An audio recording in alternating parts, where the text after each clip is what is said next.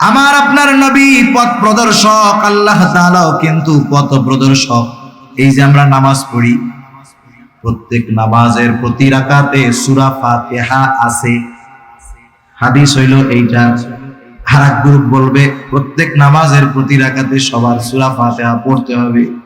বিষয়টা কিন্তু এটা না। ইমামের পেছনে যখন নামাজ পড়বে, ইমামের কেরাত, মুসল্লির কেরাত, একা পড়ুক আর জামাতে পড়ুক, প্রতি নামাজের প্রতি রাকাতে সূরা ফাতিহা লাগে। সূরা ফাতিহার মধ্যে আমরা বলি ইহদিনাস সিরাতাল মুস্তাকিম। আল্লাহ তাআলার কাছে দোয়া করি, আল্লাহ তাআলাই এই দোয়া করতে শিখাইয়া দিয়েছেন। আর এই দোয়াটা হলো আসমান জমিনের, আসমানের নিচে জমিনের উপরে সবচাইতে উত্তম দোয়া, সবচাইতে উত্তম ইবাদতের মধ্যে করা হয়। আবার আল্লাহ তাআলা আমার আপনার নবীর ব্যাপারে বলেন, ওয়া ইন্নাকা লাতাহদি ইলা সিরাতিম মুস্তাকিম। আপনাকে আমি সিরাতে মুস্তাকিমের পথ প্রদর্শক হিসাবে আমি আপনাকে প্রেরণ করেছি। আমরা আবার নামাজের মধ্যে আল্লাহ তাআলার কাছে বলি ইহদিনাস সিরাতাল মুস্তাকিম। আপনি আমাদেরকে সিরাতে মুস্তাকিমের পথ নির্দেশিকা দেন, সিরাতে মুস্তাকিমের পথ দর্শন দেন। রাসূল ও হাদি, আল্লাহ তাআলার কাছেও চাই পথ নির্দেশ। আল্লাহ তাআলা বলেন, নবীজি আমি আপনাকে পথ নির্দেশক হিসাবে পাঠিয়েছি। আল্লাহ হাদি, রাসূল হাদি। তবে দুই পথ প্রদর্শকের মধ্যে তফাৎ আছে, পার্থক্য আছে। কথা কি বুঝেন নাকি? একটা উদাহরণ দিলে বুঝতে সহজ হবে। মনে করেন এই জায়গায় একজন অপরিচিত লোক আসছে, যে জীবনে কোনোদিন নোয়াখালী যায় নাই, বেগমগঞ্জ যায় নাই, এই তো রাস্তা যে পেঁচগোছ, যে জীবনে যায় নাই, এর যদি আপনি বলেন, সে যদি আপনার কাছে জিজ্ঞাসা করে, ভাই আমি একটু বেগমগঞ্জ চৌরাস্তায় যাবো, চৌমোহনীতে যাবো, সে কিন্তু জীবনে চিনে না। আর অচেনা জায়গা যত সহজ হোক, এটা কিন্তু কঠিন মনে হয়।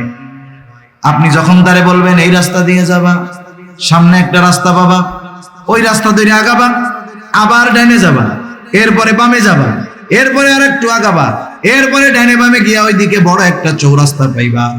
বলেন তো, যে রাস্তাই চিনে না তারে যদি এইরকম চিনায় দেন, ওর জন্য গন্তব্যে যাওয়া কঠিন না সহজ?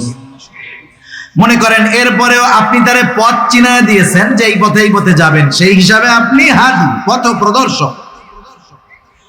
মনে করেন আরেকজন লোক আসছে, তার কাছে ওই অপরিচিত ব্যক্তি বলতেছে, ভাই আমি চৌমোহনী যাব, আমার একটু পথটা বলে দেন। ওই লোকটা মোটর সাইকেল নিয়ে আসছে, কোনো জবাব নাই, বলে আপনি আমার বাইকের পিছনে ওঠেন। এইবার এক টান দিয়া চৌমোহনীতে নামায় দিয়া বলে এটাই হলো চৌমোহনী। ওই প্রথম লোক যে রাস্তা কয়া দিছে, এও হাদি। দ্বিতীয় যেই লোকটা মোটর সাইকেলের পেছনে নিয়া গন্তব্য পর্যন্ত পৌঁছায় দিয়েছে, এই লোকটাও হাদি, পথ প্রদর্শক। বলেন তো, এই দুই পথ প্রদর্শকের মধ্যে তফাৎ আছে না নাই? নবীজি হলেন প্রথম জনের মতো। নবীজি পথ চিনায় দিবেন, পথ বলে দিবেন।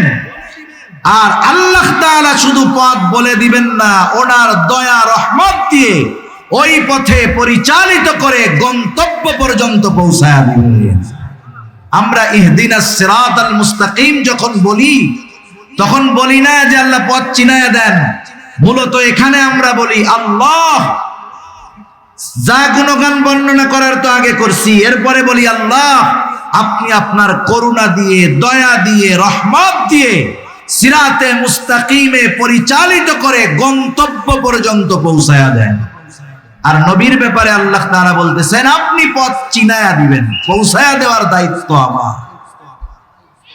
এই জন্য আবু তালেব যখন দুনিয়া থেকে চলে গেছে, নবীজি কান্না করতেছে, আহারে যেই চাচার দ্বারা এত উপকৃত হইলাম, চাচা ঈমান আনতে পারলো না। আল্লাহ তাআলা বললেন, ইন্নাকা লা তাহদি মান আহবাবতা ওয়ালা ইন্নাল্লাহা ইয়াহদি মান ইয়াশা। আপনি যাকে ভালোবাসেন, যাকে চান, তাকে আপনি হেদায়েত দিতে পারবেন, বরং আমি যাকে চাই তাকে হেদায়েত দিই। সুবহান। সাহাবায়ে কেরাম জিজ্ঞাসা করতেছে, কেউ তো কাউকে জান্নাতে নিতে পারে না, আমরা কেমনে জাহান্নাম থেকে বাঁচাবো? মুফাসসিরিনে কেরাম বলেন, এর দ্বারা উদ্দেশ্য হলো নিজে নেক আমল করবে, গুনাহ থেকে বাঁচবে, অধীনস্থ যারা আছে তাদের উপরে সর্বোচ্চ প্রচেষ্টার মাধ্যমে জাহান্নাম থেকে বাঁচানোর চেষ্টা করবে। তার চেষ্টায় যদি কোনো ত্রুটি না থাকে, হক আদায় হয়ে যাবে। তার উপরে যেই দায়িত্বটা ছিল, আমানতটা ছিল, সেটা পালন করা হয়ে যাবে।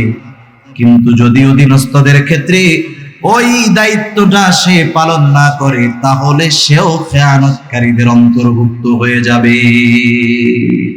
আমি আপনাদের খেদমতে পবিত্র কোরআনুল কারীমের সূরাতুন নিসার 58 নম্বর আয়াত তিলাওয়াত করেছি। রাসূল আকরাম সাল্লাল্লাহু আলাইহি ওয়াসাল্লামের অগণিত হাদিস থেকে একটা হাদিস পাঠ করেছি। আল্লাহ তাআলার কাছে তৌফিক চাই, আল্লাহ তাআলা কিছু কথা বলার সুযোগ করে দেন, যে কথাগুলো আমাদের সবার দুনিয়া এবং আখিরাতের জন্য কল্যাণকর হয়। সকলে বলি আমিন। আমি যে আয়াতখানা আপনাদের খেদমতে তিলাওয়াত করেছি, উক্ত আয়াতের মধ্যে আল্লাহ সুবহানাহু ওয়া তাআলা খুবই সুন্দর দুইটা নসিহত, দুইটা ওয়াজ আমাদেরকে করেছেন। ওয়াজ করেছেন কে? জোরে বলেন না, কে? আল্লাহ ওয়াজ করেছেন।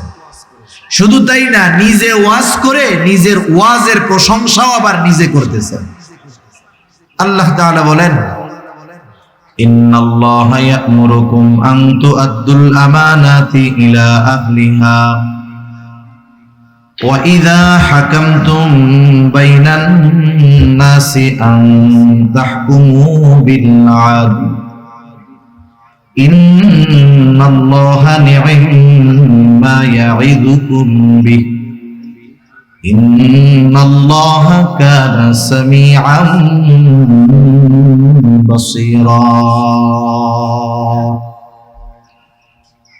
আল্লাহ রাব্বুল আলামিন বলেন, ইন্নাল্লাহা ইয়া'মুরুকুম, নিশ্চয়ই আল্লাহ তাআলা তোমাদেরকে আদেশ করতেছেন। কি আদেশ?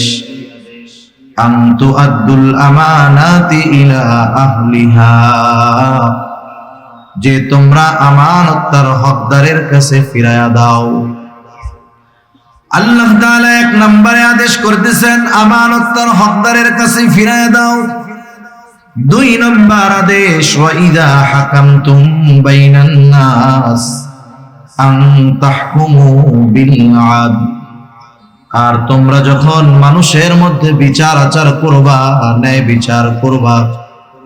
এক নম্বর আদেশ, আমানত হকদারের কাছে ফিরায়া দাও।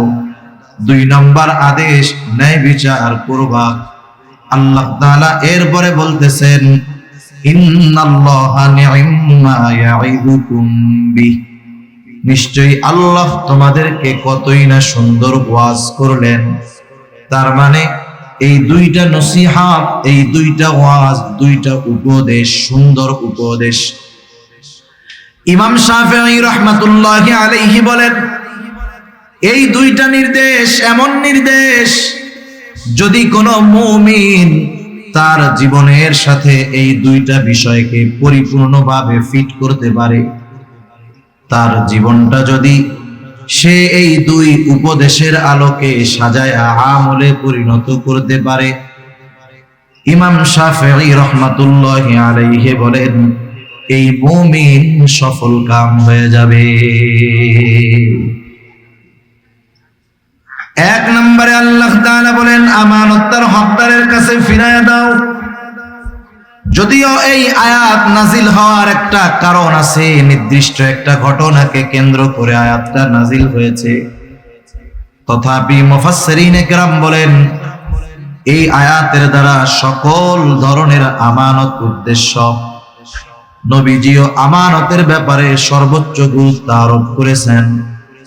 রাসূল আকরাম সাল্লাল্লাহু আলাইহি ওয়াসাল্লাম এক হাদিসের মধ্যে জানায় দেন, নবীজি বলেন আরবাউন ইযা কুন্না ফীকা ফালা আলাইকা মা ফাতাকা মিনাদ দুনিয়া। নবীজি বলেন চারটি জিনিস যদি তোমার মধ্যে থাকে, ফালা আলাইকা, আর কোনো কিছু তোমার নাই, কিন্তু ওই চার গুণ তোমার মধ্যে আছে, নবীজি বলেন চিন্তার কোনো কারণ নেই। এই চার গুণে গুণান্বিত মুমিন দুনিয়ায় যদি তার কোনো কিছু নাও থাকে, চিন্তার কোনো কারণ নাই। নবীজি বলেন মা ফাতাকা মিনাদ দুনিয়া, এই চার গুণে গুণান্বিত হওয়ার কারণে দুনিয়া তার হাতছাড়া হবে না। চার গুণের কথা বর্ণনা করতে গিয়ে নবীজি এক নম্বরে বলেন হিফযু আমানাতিন, আমানতের হেফাজত করা। আমানতের হেফাজত করা এটা গুরুত্বপূর্ণ একটা বিষয়। কিছু কর্ম আছে, কিছু আমল আছে যেটা শুধুই আমল, এটার সাথে ঈমান সম্পৃক্ত নয়। আমল করলে সওয়াব, না করলে অসুবিধা নেই।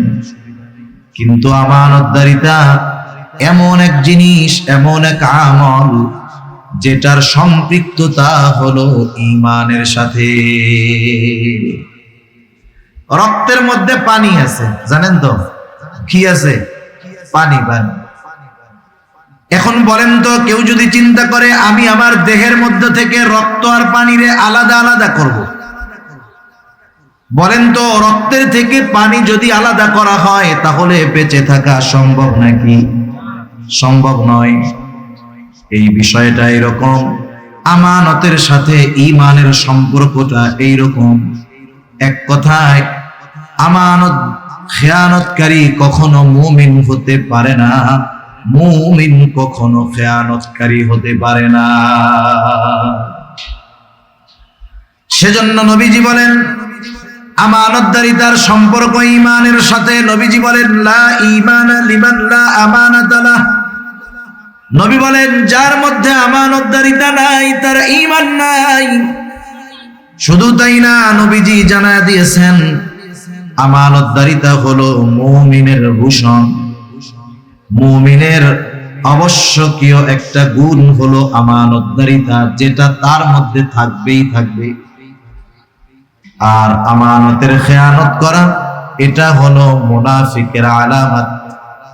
সেই জন্য মুমিন কখনো খেয়ানতকারী হতে পারে না, আর খেয়ানত যে করে সে কখনো মুমিন হতে পারে না। নবীজি সাল্লাল্লাহু আলাইহি ওয়াসাল্লাম হাদিসের মধ্যে জানায় দেন, এক হাদিসের মধ্যে আসছে মুনাফিকের আলামত হলো তিনটা। নবীজি বলেন ইযা হাদ্দাসা কাযাবা, মুনাফিকের অন্যতম আলামত, মুনাফিক যখন কথা বলে মিথ্যা কথা বলে।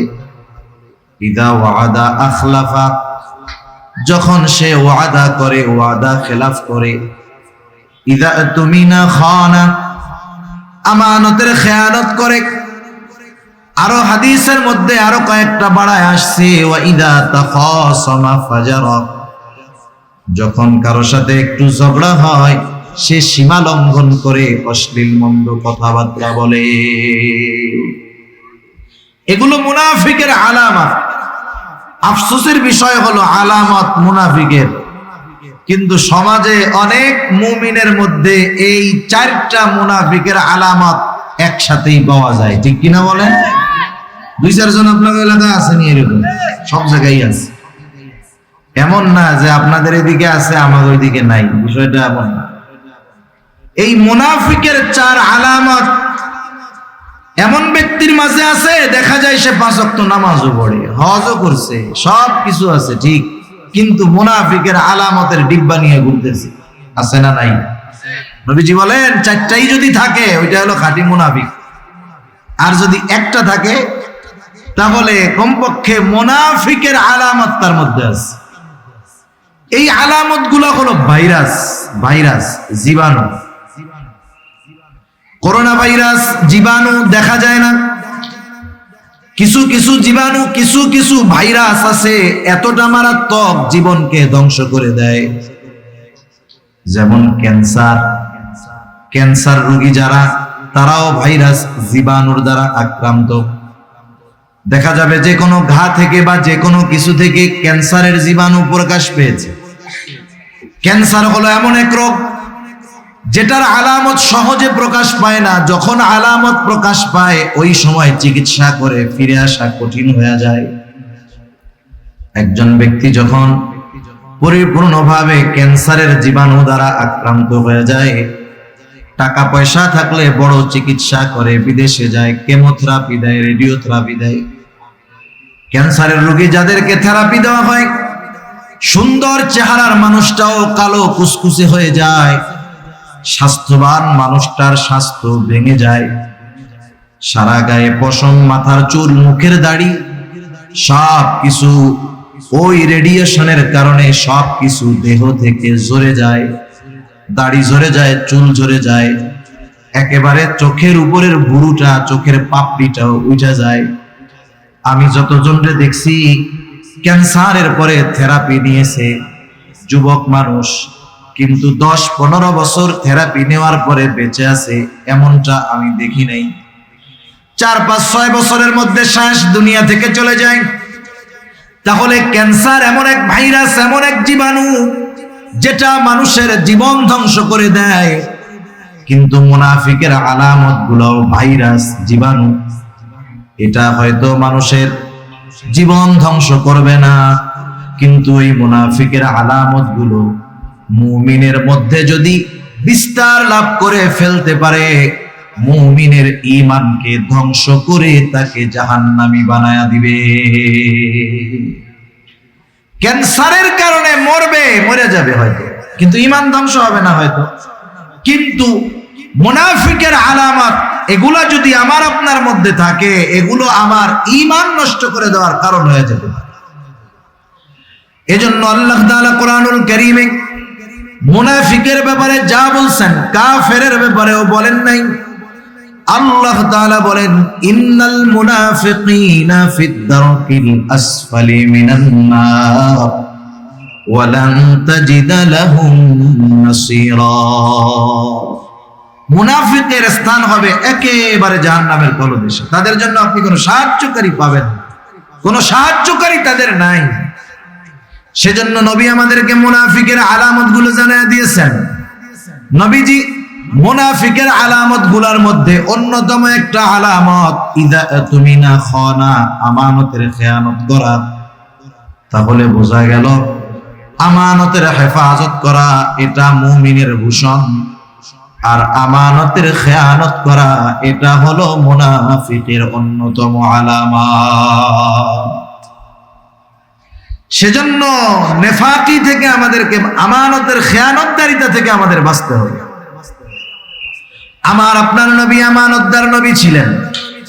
নবীজির আমানতদারিতার গল্প যদি বলি অনেক সময় পার হয়ে যাবে। নবীজির আমানতদারিতার ঘোষণা নবুয়াতির পরে আল্লাহ তাআলা দিয়েছেন, বিষয়টা এমন নয়। বরং নবীজির আমানতদারিতার ঘোষণা নবুয়াতির বহু বহু বছর আগে কাফেররা আমার আপনার নবীকে আমানতদার বলে উপাধি দিয়েছে। আল আমিন, বিশ্বস্ত, আমানতদার, সত্যবাদী, এ ধরনের উপাধি নবুয়াতির পরে আল্লাহ তাআলা দিয়েছেন এমনটা নয়।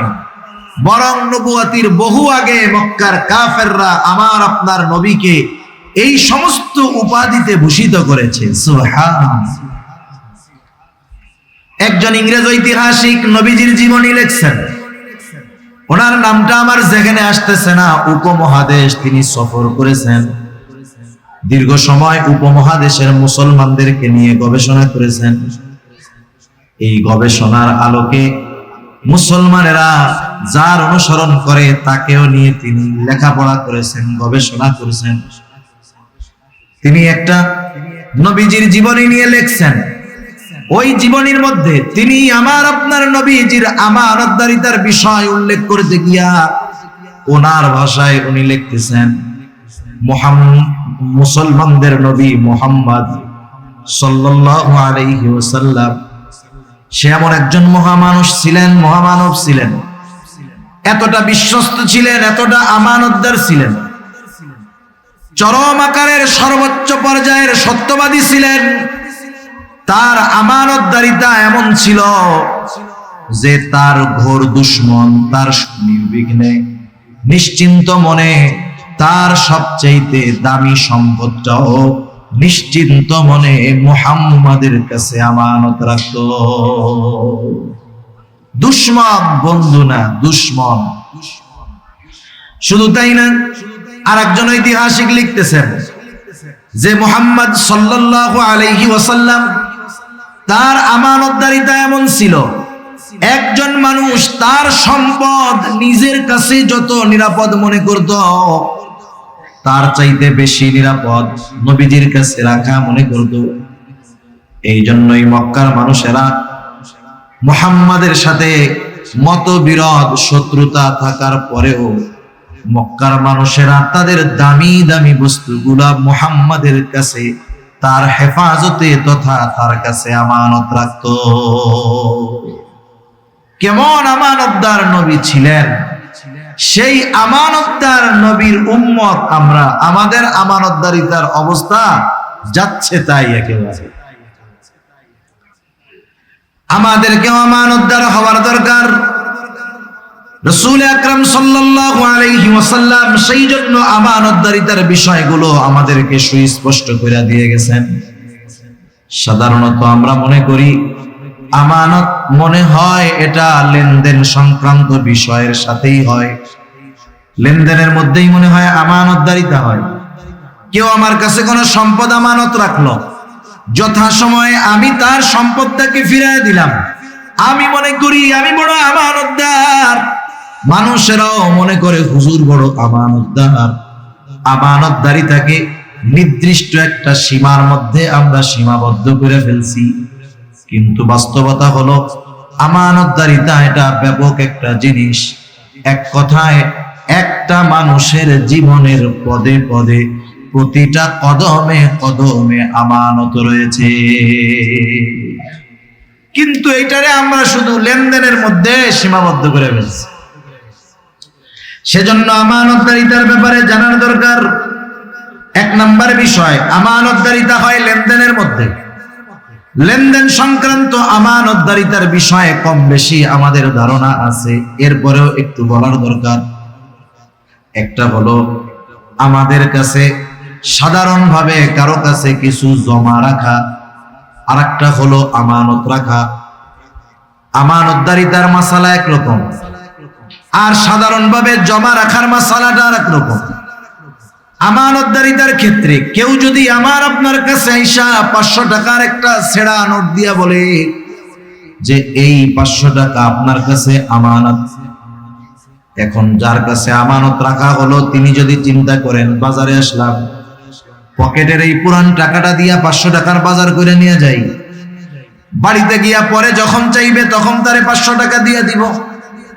যদি টাকাটা আমানত হয়, এক্ষেত্রে সংখ্যাটা আমানত নয়, বরং তার কাছে বস্তুটাই আমানত। এখন তার দায়িত্ব হলো ওই ছেঁড়া টাকাটাকেই সংরক্ষণ করা, যখন সে চাইবে হুবহু ওই পুরন টাকাটাই তাকে ফেরত দিতে হবে। আর যদি জমা রাখে যে আপনি রাখেন আমারে বলে 500 টাকা দিলে হবে, এক্ষেত্রে সে ব্যবহার করতে পারে। সেজন্য আমানত যখন কেউ রাখবে, যেটা রাখবে ওইটারই সংরক্ষণ করতে হবে। জামানতের টাকা হারায় গেলে এক মাসলা, আমানতের টাকা হারায় গেলে আর এক মাসালা। সেই মাসালা থাক, বলার দরকার নাই, এমনি আমরা সুযোগ খুঁজি, বুঝেন নাই? এমনি তো সুযোগ তালাশ করি। এরপরে দেখা যাবে একজন আমানত রাখছে, ইচ্ছা করে হারায় ফেললাম। মাসালা হলো আমানতের বস্তু যার কাছে আমানত রাখা হয়েছে অনিচ্ছাকৃত ভাবে যদি হারায় যায়, চুরি হয়ে যায়, যার কাছে আমানত রাখা হয়েছে তাকে ধরা যাবে না। এখন যদি এই মাসালার দিকে যান, অনেকে ব্যাংকে আমানত রাখে না, রাখে না, অনেকে কত এনজিও গজায় উঠে আমানত রাখে। এখন ওই আমানত ওরা নিজেরা ভক্ষণ করে কয় আমানত তো সব শেষ। এই সুযোগ বাঙালি ভালো বুঝতে পারবে। সেজন্য সব কথা বাঙালির কাছে ক্লিয়ার করা উচিত না, আমার যেটা মনে হয়। তা যাই হোক, এক নম্বরে আমানতদারিতা হলো লেনদেন আদান প্রদানের মধ্যে। সম্পদ আমার কাছে কেউ পায়, জমিন পায়, এটা আমানত। তার হকদারের কাছে ফিরাইয়া দেওয়া এটা আমার দায়িত্ব। আমার কাছে যদি কারো আমানত থাকে, কারো হক থাকে, সেটা আমানত হোক আর সাধারণ হক হোক, ফিরাইয়া দেওয়াটা আমার দায়িত্ব। আদেশ আল্লাহ তাআলা আমাকে দিয়েছেন। যে কোনো ক্ষেত্রে এটা হতে পারে। মনে করেন দোকানদারের কাছ থেকে দোকান থেকে বাকি আনা হয়, বাকি আনেন, দোকানদারকে 500 টাকার বাজার নিয়ে বললেন লেখা রাখো, পরে আইসা দিয়া দিব। দোকানে ভিড়, দোকানদারের লিখতে মনে নাই।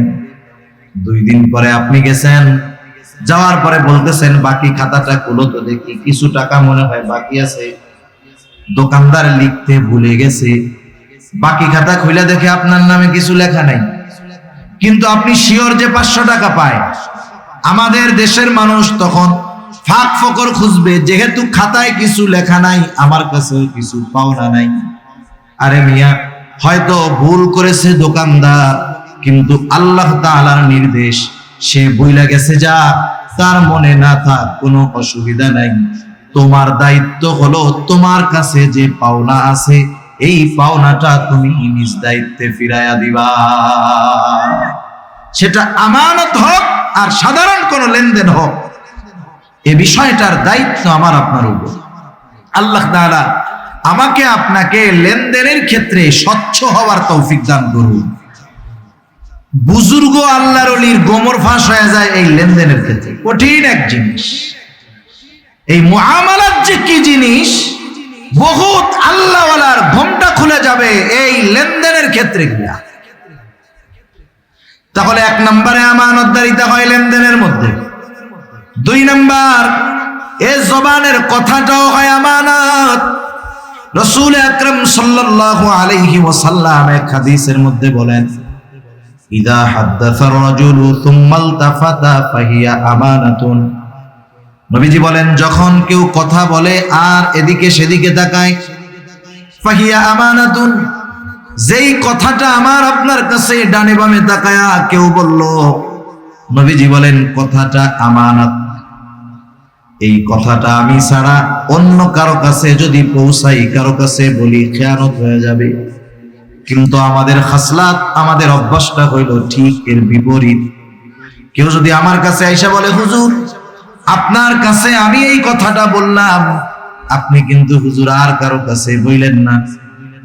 এই যে আমাকে যখন বলে আর কারো কাছে বইলেন না, তখন ওই ব্যক্তির কথাটা হজম করা আমার জন্য কষ্টের হয়ে যায়। এমন অবস্থা হয় আরেকজনের কাছে না বলা পর্যন্ত আমার আর ভালো লাগে না। মনে হয় যে পেটের মধ্যে খালি কথাটা কামড়াইতেছে আর ডিসুম ডিসুম করতেছে। সেই লোক দেখা যাবে আমার আপনার চোখের আড়াল হওয়ার আগে কাছের জন্য ডাইকে কি কইছে জানো না, আমার খুব বিশ্বাস করে, খুব গোপন একটা কথা আমার কাছে বলছে, কাউরে বলতে মানা করছে। আমি তোরে বললাম, তুই কিন্তু কাউরে কইস না। আমি যারে বললাম যে আমি শুধু তোকে বললাম, তুমি কাউকে বইলো না, ও তো এই আমলটুক তো কমপক্ষে করবে নাকি? ও এবার আরেকজনকে বলবে, দেখ হুজুর কি মিথ্যা কথা বলে। না না, হুজুরকে আমাকে খুব বিশ্বাস করে, আমার কাছে এই কথাটা বলছে অমুকের ব্যাপারে, আমি তোমাকে বললাম, তুমি কাউরে কইও না। দেখা যাবে এরপরে সকাল বেলার কথা দুপুর হওয়ার আগে আগে 100 জনের কাছে পৌঁছায় গেছে। যে যাকে কথাটা বলে, বলার পরে বলে, আমি তোমারে কইলাম, তুমি কাউরে কইও না, কিন্তু কথা পৌঁছায় গেছে 100 জনের কাছে। আমি বলছিলাম একজনের কাছে, পৌঁছায় গেছে 100 জনের কাছে। বলেন তো 100 জনের কাছে কথাটা পৌঁছানোর জন্য দায় আমার, ঠিক কিনা বলেন? এখানে আর আমার খেয়ানত একটা নাই, আমার খেয়ানত হয়ে গেছে 100 খেয়ানত। কারণ নবীজি বলেন, কারো দ্বারা যখন কোনো নেক কাজের সূচনা হয়, ওই কাজটা দুনিয়ায় যতদিন চলবে, যতজন করবে, সকলের ওই নেক কাজের সওয়াব শুরু করনেওয়ালার আমল নামায় আল্লাহ তাআলা যোগ করে দেয়। আবার যখন কারো দ্বারা কোনো পাপের কাজের সূচনা হয়, ওই পাপের কাজ, মন্দ কাজ দুনিয়ায় যতদিন চলবে, যতজন করবে, সবার আমলনামা ওই গোনাটা প্রথম যে সূচনা করছে গোনার কাজ তার আমলনামায় যোগ হয়ে যাবে। নবীজি বলেন, পৃথিবীতে প্রথম অবৈধ হত্যাকাণ্ড সংগঠিত করেছে আদম আলাইহিস সালামের একজন সন্তান। নবীজি বলেন, আদম আলাইহিস সালামের ওই হত্যাকারী সন্তান কিয়ামত পর্যন্ত অন্যায়ভাবে যত হত্যা হবে সব হত্যাকারীর গুনাহ তার আমলনামায় যোগ হয়ে যাবে, কারণ তার দ্বারা এই অবৈধ হত্যাকাণ্ডের সূচনা ঘটেছে। এই জন্য আমার আপনার দ্বারা যদি কখনো কথার খেয়ানত হয়ে যায়, ওই কথাটা যতজনের কানে পৌঁছাবে ততগুলো খেয়ানত হবে, আর ওই সকলের খেয়ানতের সমপরিমাণ গুনাহ আমার আপনার আমলনামায় যোগ হয়ে যাবে। সেজন্য কথা হজম করা শিখতে হবে। বাঙালি পাথর খাইয়া হজম করে ফেলতে পারবে, পারলে পারো তো হজম করে ফেলতে পারে বাঙালি, কিন্তু কথা হজম করা বড় কষ্টের। ঠিক কিনা বলেন? কথা হজম করা বড় কষ্ট। সেজন্য কথার ক্ষেত্রে হয় আমানত। 3 নাম্বার দায়িত্ব হয় আমানত। রাসূল আকরাম সাল্লাল্লাহু আলাইহি ওয়াসাল্লামের কাছে একজন বেদুইন সাহাবী আয়েশা প্রশ্ন করতেছে, ইয়া রাসূলুল্লাহ, কিয়ামত কখন হবে? নবীজি ছিলেন উম্মতের রূহানি ডাক্তার।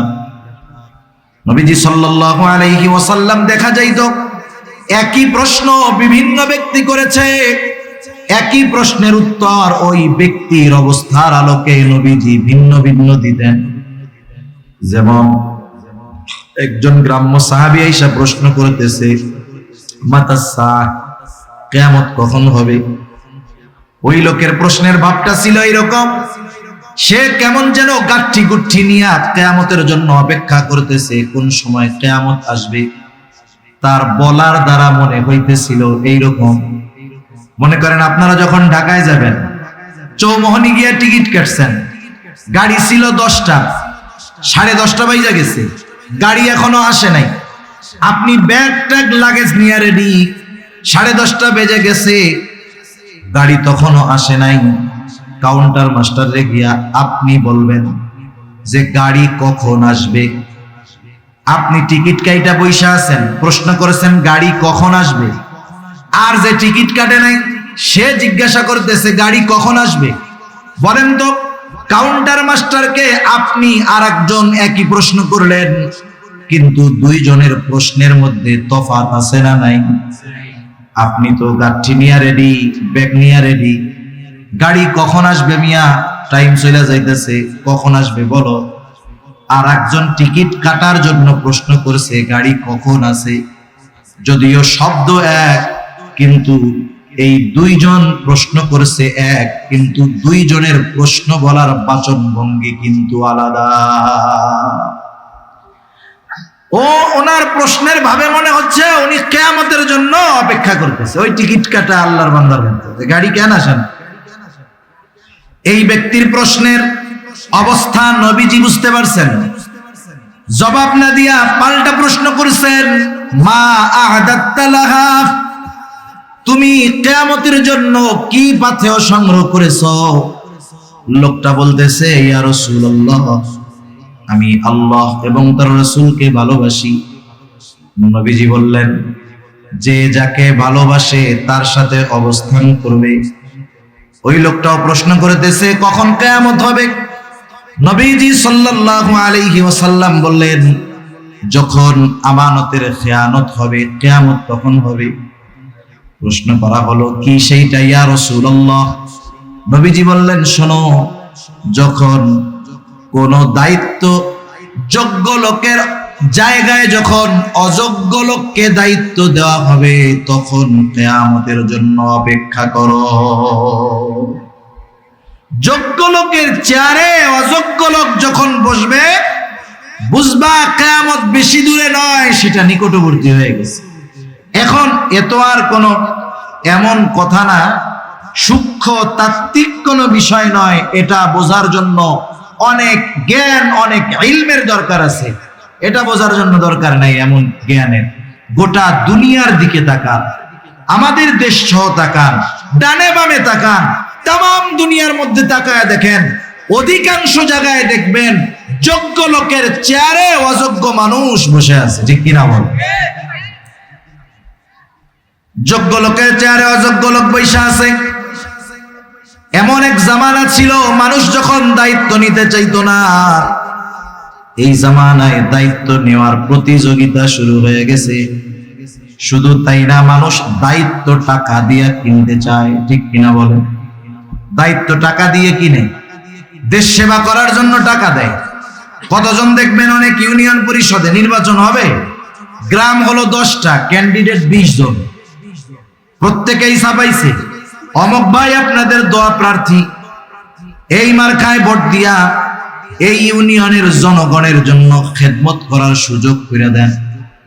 দেখা গেল নমিনেশন আনতে, নির্বাচনে জয়ী হতে 5 কোটি টাকা খরচ করে ফেলছে। ওই বেটার যদি আসলেও মানুষের খেদমত করার ইচ্ছা থাকতো, চেয়ারম্যান হওয়া লাগতো না, 5 কোটি টাকা দিয়া সে মানুষের খেদমত করতে পারত। তার মানে এই ব্যয় খেদমতের জন্য করে নাই, চেয়ারম্যান সাহেব হওয়ার জন্য করছে, ঠিক কিনা?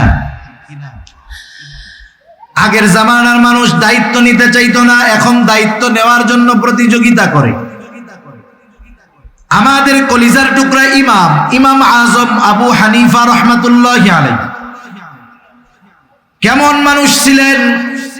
আমাদের সমাজে কিছু মানুষ আছে ইমামে আজমের ব্যাপারে জানে না, তাই সমালোচনা করে। আরে গর্দভগুলা যদি ইমামে আজমের জীবনী পড়তো, তাকওয়া, জুহদ, ইলম, সব কিছুর দিক দিয়ে উনি ওনার জামানায় সর্বোত্তম ছিলেন। ইমাম আজমের অবস্থান ছিল এইরকম। খলিফা মনসুরের জামানা, রাস্তা দিয়ে খলিফা মনসুর চলতেছে, ইমামে আজমের সাথে সাক্ষাৎ। খলিফা মনসুর ইমাম আজম আবু হানিফা রাহমাতুল্লাহি আলাইহিকে প্রস্তাব দিল, ইমাম আপনি প্রধান বিচারকের দায়িত্ব গ্রহণ করেন, আপনি চিফ জাস্টিসের দায়িত্ব গ্রহণ করেন, প্রধান বিচারপতির দায়িত্ব গ্রহণ করেন। খলিফা অফার দিয়েছে। ইমাম আবু হানিফা সাথে সাথে বললেন, খলিফা আমি এই দায়িত্ব গ্রহণ করতে পারবো না। খলিফা বলছে, মুখের উপরে খলিফার প্রস্তাব ফিরিয়ে দিছে। খলিফার ইগোতে লাগছে, আত্মসম্মান বোধে লাগছে। খলিফা হাতের চাবুক দিয়ে ইমাম আবু হানিফার গায়ে একটা বাড়ি মারছে। খলিফা যখন রাজপ্রাসাদে ফিরে গেছে, খলিফা মনসুরের চাচা বলতেছে, মনসুর কাজটা তুমি ভালো করো নাই, ইমাম আজমের গায়ে চাবুক দিয়ে আঘাত করছো, কাজ ভালো করো নাই, তার কাছে ক্ষমা চাও। কারণ মানুষ যখন রাগে থাকে, মানুষ যখন রাগান্বিত হয়, এমন কিছু কাজ সে করে ফেলে সুস্থ অবস্থায় বা রাগহীন অবস্থায় ওই কাজটা সে কল্পনাও করে না, ঠিক কিনা বলেন? এই যে বড় মাদ্রাসা দাওরায়ে হাদিস পর্যন্ত প্রবীণ মাদ্রাসা, দাওরায়ে হাদিস পর্যন্ত প্রবীণ মাদ্রাসা, ওনাদের কাছে হয়তোবা মাঝে মধ্যে এরকম লোক আসে, একেবারে লুঙ্গি গেঞ্জি পইরা দৌড় দিয়ে আইসা হাইসা হাজির, মুহতামিম সাহেবকে খুঁজে, মুফতি সাহেবকে খুঁজে। কি হইছে? বলে হুজুর বউয়ের সাথে রাগারাগি কইরা একসাথে 14 তালাক দিয়ে দিছি। আছে না নাই? বলেন তো দুনিয়ায় কেউ খুশি হইয়া তালাক দেয় নাকি? আরে রাগের মাথায় তো দেয়। এই লোকটা সুস্থ অবস্থায় স্ত্রীকে তালাক দেওয়ার কথা চিন্তাও করতো না। ওই কথা যদি অন্তরে আসতো, চিন্তায় আসতো, নিজেকে নিজে ধিক্কার দিত, অথচ রাগের সময় ওই কাজটা করে ফেলছে। কারণ একটা মানুষ যখন রাগে অতিরিক্ত রেগে যায়, তার নিয়ন্ত্রণটা শয়তান নিয়ে নেয়। ওই সময় শয়তান তাকে দিয়ে এমন কিছু কাজ করায় যে রাগহীন অবস্থায় সেটা সে কল্পনাও করতে পারে না। ওই সময় তো রাগে চাবুক দিয়া বাড়ি মেরে দিছে, এখন নিজে একটু অনুতপ্ত হইতেছে, আরে কাজটা করা ঠিক হয় না। কিন্তু উনি তো খলিফা, ইমাম আবু হানিফার কাছে গিয়ে মাপ চাইবে, এটাও তো লজ্জা লাগতেছে। খলিফা মনসুর এইবার তার বিশ্বস্ত লোকটাকে বলতেছে, যাও ইমাম আবু হানিফার কাছে যাও, আমার পক্ষ থেকে গিয়ে ক্ষমা চাও। যাওয়ার সময় এক থলে স্বর্ণ মুদ্রা দিয়ে দিল। বলবা, ইমাম খলিফা তার কর্মের জন্য অনুতপ্ত, লজ্জিত, আপনার কাছে ক্ষমা চেয়েছেন, আপনি ক্ষমা করে দিয়েন। আর এই এক থলে স্বর্ণ মুদ্রা আপনার জন্য হাদিয়া দিয়েছে, আপনি যদি খলিফার হাদিয়াটা গ্রহণ করেন, খলিফা নিশ্চিত হবে যে আপনি তাকে ক্ষমা করে দিয়েছেন। এইবার ওই লোকটা ইমাম আবু হানিফার কাছে গেল, গিয়ে বলতেছে, ইমাম, খলিফা আপনার সাথে যে আচরণ করেছে এর জন্য তিনি লজ্জিত, ক্ষমা প্রার্থী। ইমাম আবু হানিফা বললেন, হ্যাঁ, ক্ষমা করে দিলাম। এই জন্য দেখেন না, হায়রে মিয়া, উলামায়ে কেরামের দিলটাও কিন্তু নরম। এই জন্য কেউ যদি আলেমদেরকে কষ্ট দেয়, এরপরেও কেউ যদি আইসা ক্ষমা চায়, উলামায়ে কেরাম ক্ষমা করে দেয়। এটা তাদের দুর্বলতা না, কিন্তু এটা নববী এক সিফাত, নবীজির এক গুণ। আরে তায়েববাসী পাথর মারতে মারতে নবীজিকে রক্তাক্ত করে ফেলছে। কি পরিমাণ দেহের মধ্যে আঘাত, যে দেহের মধ্যে ছিদ্র ছিদ্র দাগ হয়ে গেছে। আয়েশা সিদ্দিকা রাদিয়াল্লাহু তাআলা আনহা দেখে বলতেছি, ইয়া রাসূলুল্লাহ সাল্লাল্লাহু আলাইহি ওয়াসাল্লাম, আপনার কি কখনো বসন্ত হয়েছিল নাকি? এটা কিসের দাগ? নবীজি বলতেছেন, এটা হলো তায়েববাসী না বুঝা আমাকে যে পাথর মারছে, সেই পাথরের আঘাতের দাগ। নবীজিকে যখন রক্তাক্ত করে ফেলছে তায়েববাসী, রক্ত জামা ভিজে গেছে, রক্ত বেয়ে বেয়ে জুতার মধ্যে ঢুকে গেছে, এত পরিমাণ রক্ত দেহ থেকে বাহির হয়েছে। রক্ত শুকায়া পায়ের সাথে নবীজির জুতা আটকে গেছে।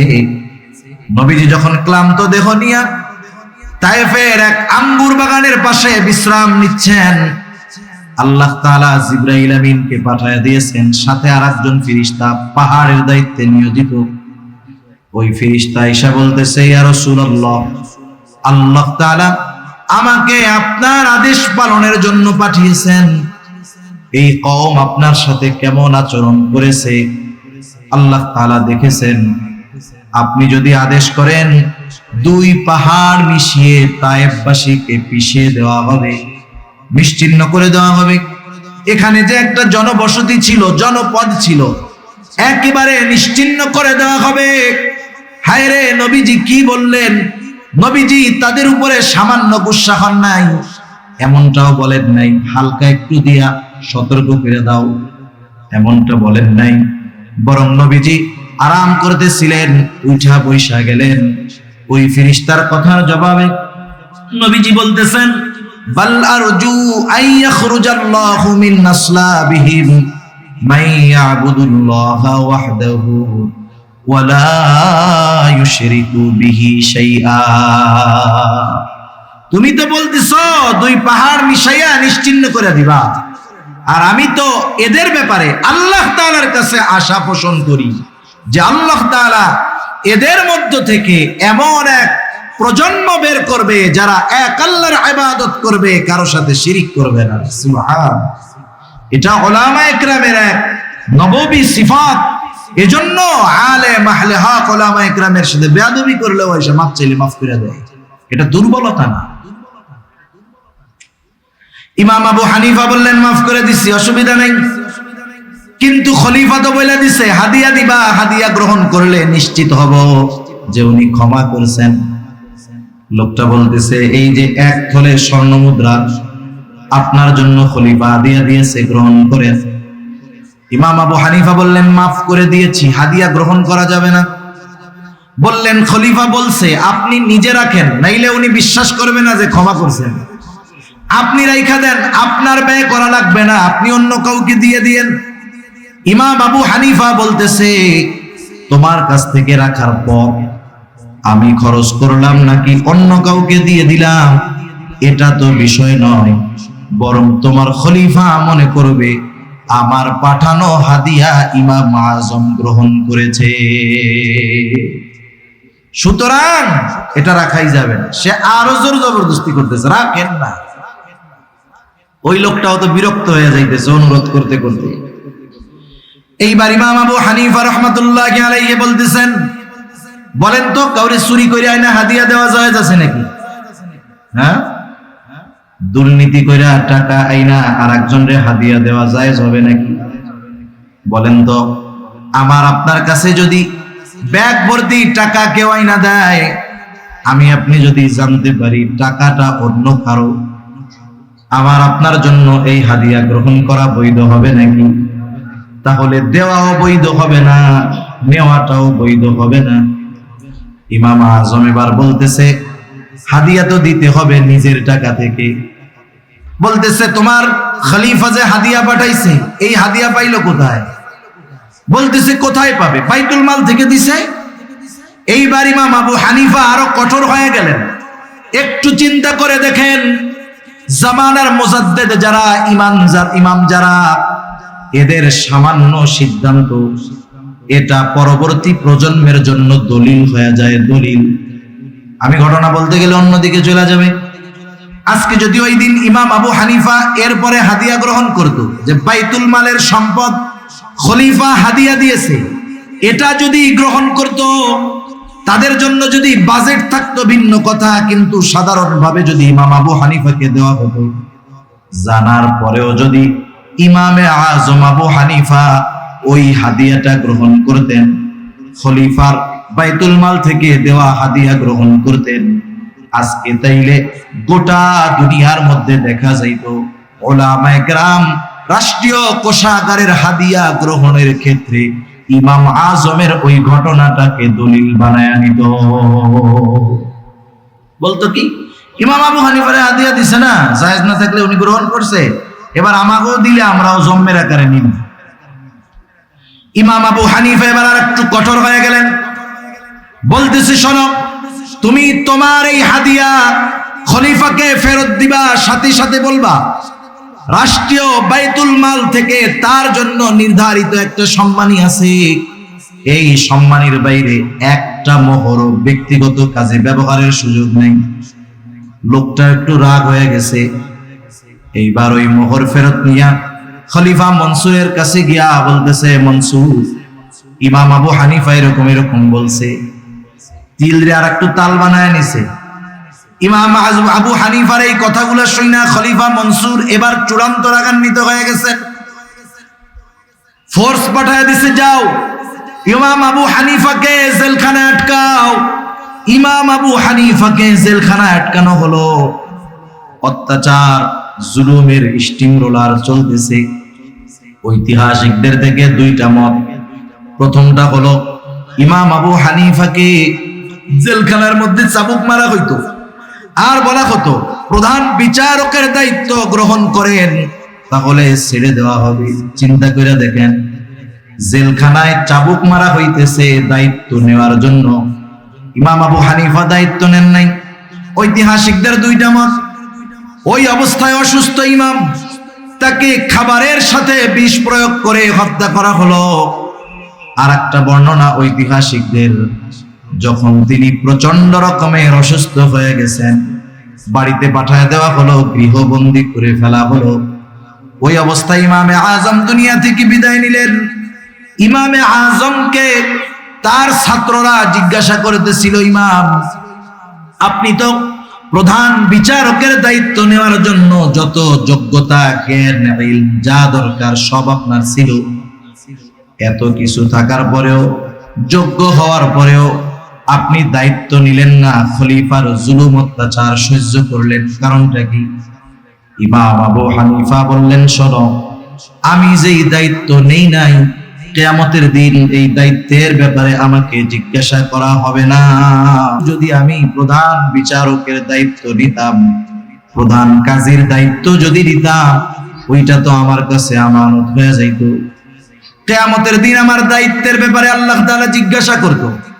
যদি কখনো এই দায়িত্ব পালন করতে গিয়ে ত্রুটি বিচ্যুতি হয়ে যাইত, কিয়ামতের দিন আল্লাহর সামনে আমাকে খেয়ানতের ঋণ বোঝা নিয়ে আল্লাহর দরবারে দাঁড়ানো লাগতো।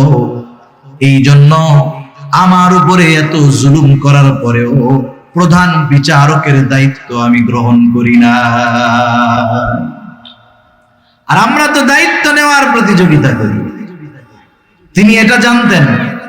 আবু দাউদের হাদিস, রাসূল আকরাম সাল্লাল্লাহু আলাইহি ওয়াসাল্লাম বলেন, আমাদের মধ্যে কাউকে যদি কোনো দায়িত্ব দেওয়া হয়, সরকারি দায়িত্ব হোক আর বেসরকারি দায়িত্ব হোক, নবীজি বলেন কেউ যদি ওই দায়িত্বের সুচ পরিমাণ খেয়ানত করে, সুচ পরিমাণ, নবীজি বলেন কিয়ামতের দিন ওই লোকটা খেয়ানতের বোঝা নিয়ে আল্লাহর সামনে উপস্থিত হবে।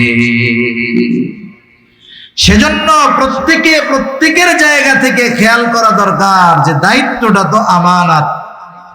আমাকে যেই দায়িত্ব দেওয়া হয়েছে সেই দায়িত্ব যদি যথাযথভাবে পালন না করি, আর ওই দায়িত্বের বিপরীতে যেই ওজিফা, যেই বেতন আমার জন্য আছে। আজহার নানুতুবি রহমাতুল্লাহি আলাইহি নামে একজন আল্লাহর ওলি ছিলেন। উনি এক জায়গায় খেদমত করতেন, চাকরি করতেন, মাস শেষে সময় হিসাব কইরা কইরা বেতন নিতেন। যদি ক্লাসের কোনো সময়, দায়িত্বের কোনো সময় নিজের কাজে ব্যয় করতেন, ওই সময়ের হিসাব রাইখা মাসের শেষে ওই সময়ের পরিমাণ ওজিফা বেতন থেকে তিনি ফেরত দিয়ে দিতেন। কেমন আমানতদার ছিল এরা দায়িত্বের ব্যাপারে, সময়ের ব্যাপারে। শুধু তাই না, শরীয়তের বিধিবিধান, হুকুম, আহকাম, এটাও আমাদের কাছে আমানত। আল্লাহ তাআলা বলেন, ইন্না আরাদনাল আমানাতা আলাস সামাওয়াতি ওয়াল আরদি ওয়াল জিবাল ফাআবাইনা আন ইয়াহমিলনাহা ওয়া আশফাকনা মিনহা ওয়া হামালাহাল ইনসান।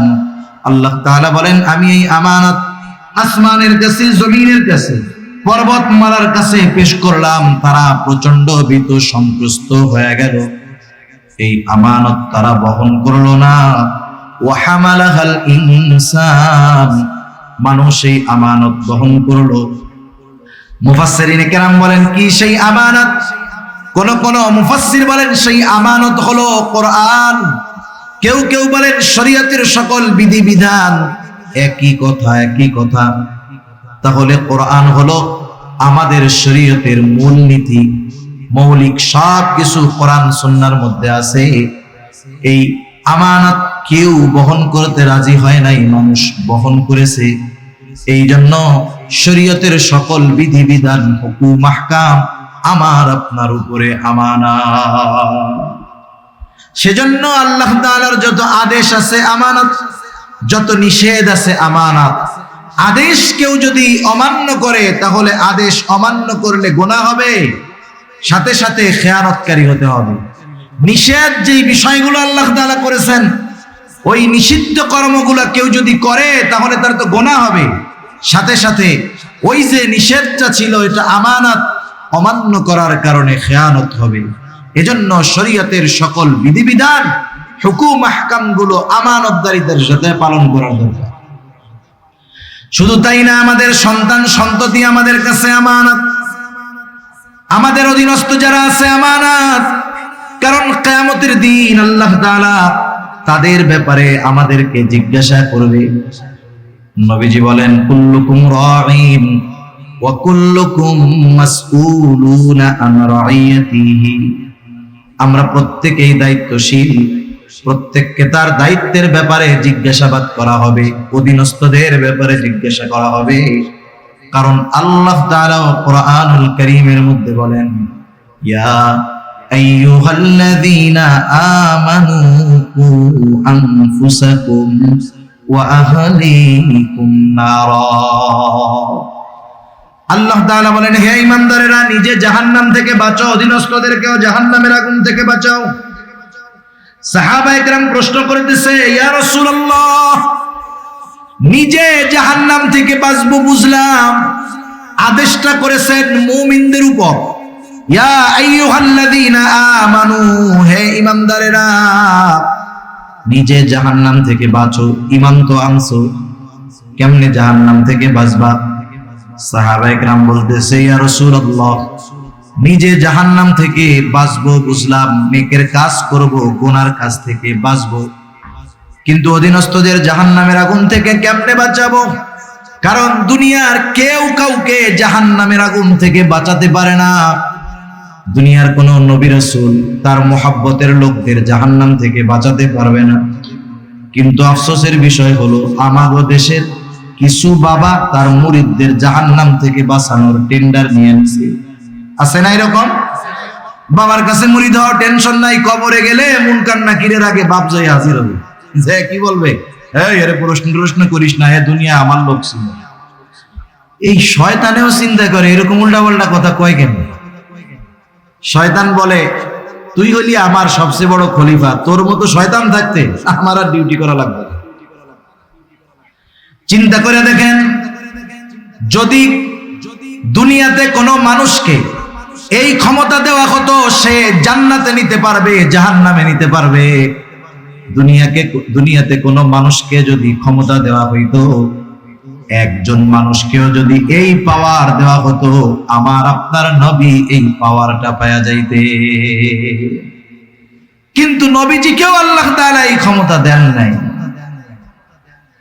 আল্লাহ তাআলা যদিও নবীজিকে হাদি হিসাবে প্রেরণ করেছেন, পথ প্রদর্শক হিসাবে প্রেরণ করেছেন, নবী পথ প্রদর্শক, আমার আপনার নবী পথ প্রদর্শক, আল্লাহ তাআলাও কিন্তু পথ প্রদর্শক।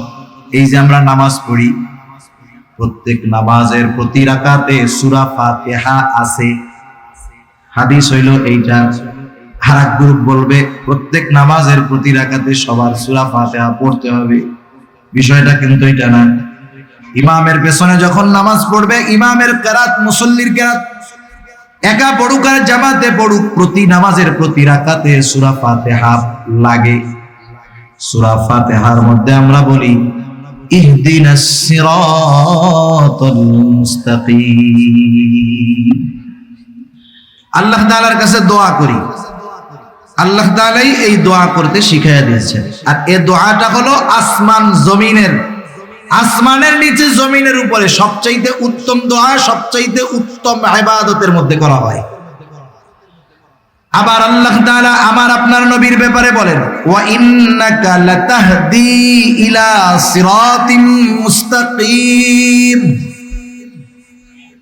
আপনাকে আমি সিরাতে মুস্তাকিমের পথ প্রদর্শক হিসাবে আমি আপনাকে প্রেরণ করেছি। আমরা আবার নামাজের মধ্যে আল্লাহ তাআলার কাছে বলি ইহদিনাস সিরাতাল মুস্তাকিম, আপনি আমাদেরকে সিরাতে মুস্তাকিমের পথ নির্দেশিকা দেন, সিরাতে মুস্তাকিমের পথ দর্শন দেন। রাসূল ও হাদি আল্লাহ তাআলার কাছেও চাই পথ নির্দেশ।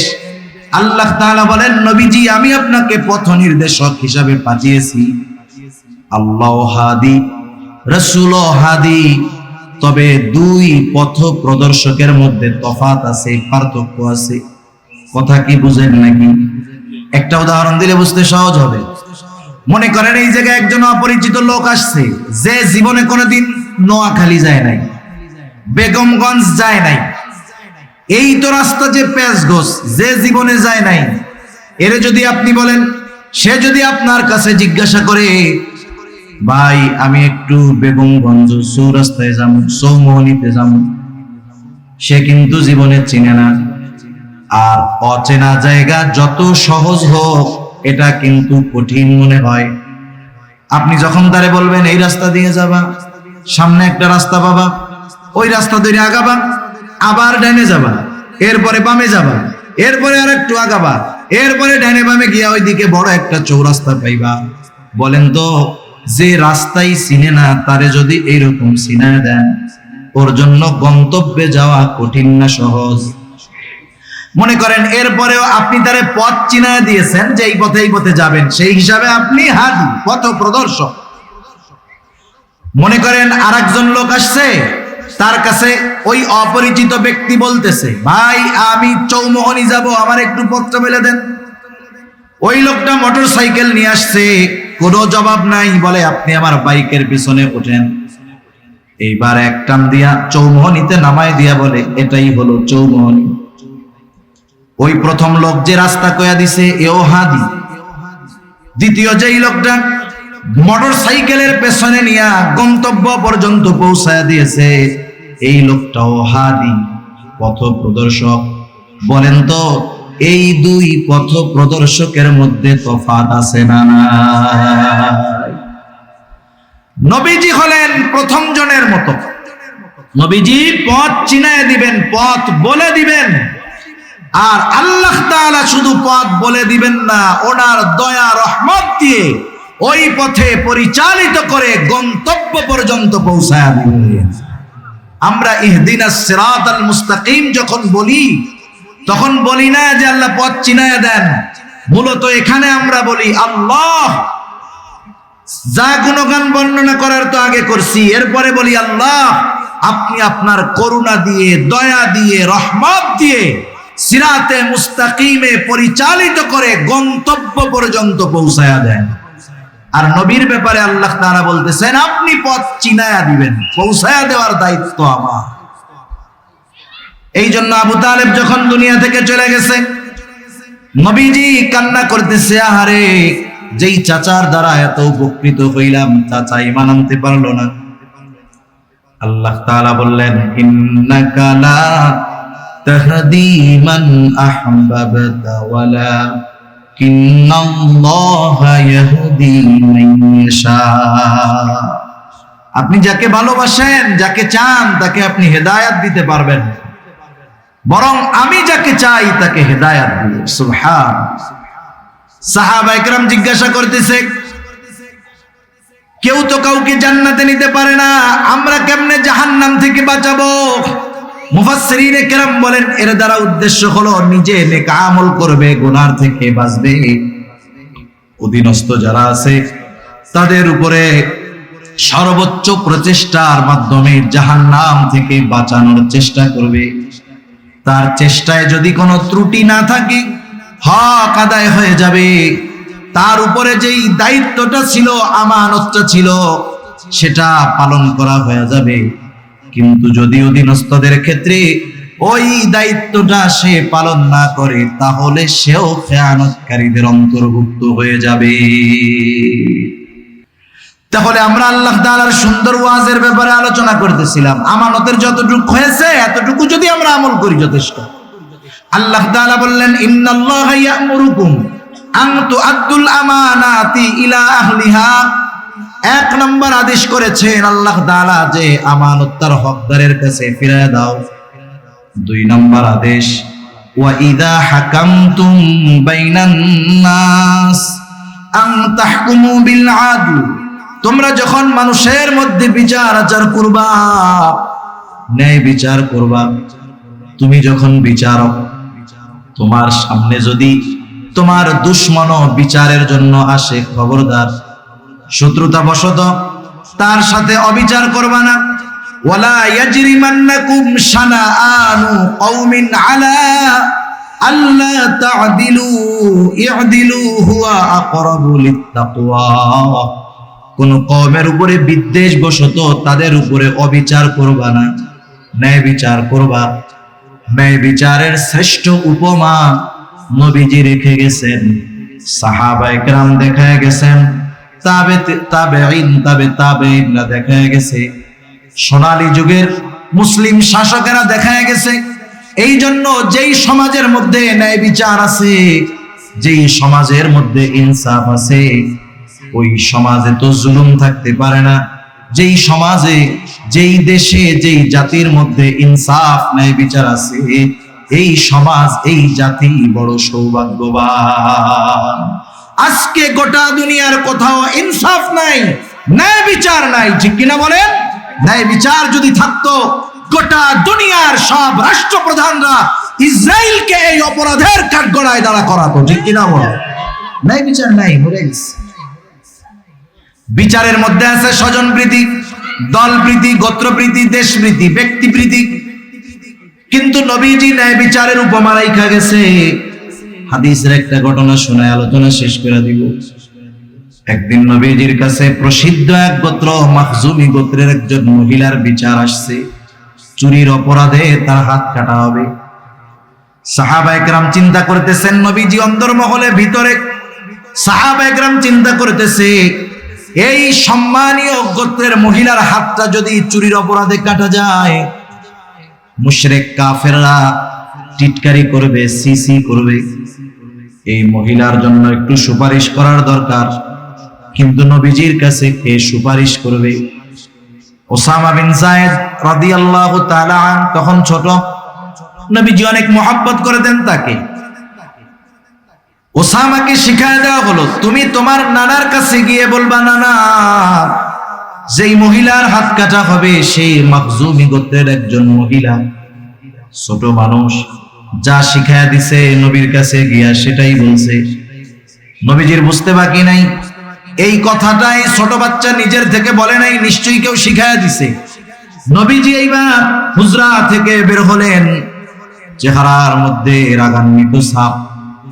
নবীজি বলতেছে, তোমরা কি এমন বিষয়ের জন্য সুপারিশ করতেছো যেই বিষয়ের শাস্তি প্রয়োগের নির্দেশ আল্লাহ তাআলা দিয়েছেন?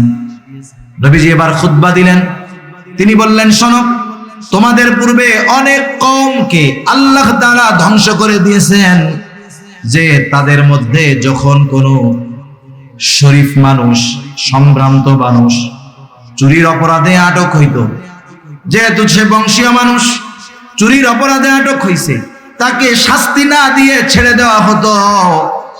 আর একই অপরাধে যখন কোনো দুর্বল, জয়ীফ, গরিব মানুষ আটক হইত, তার উপরে হক কায়েম করা হতো, শাস্তি দেওয়া হতো।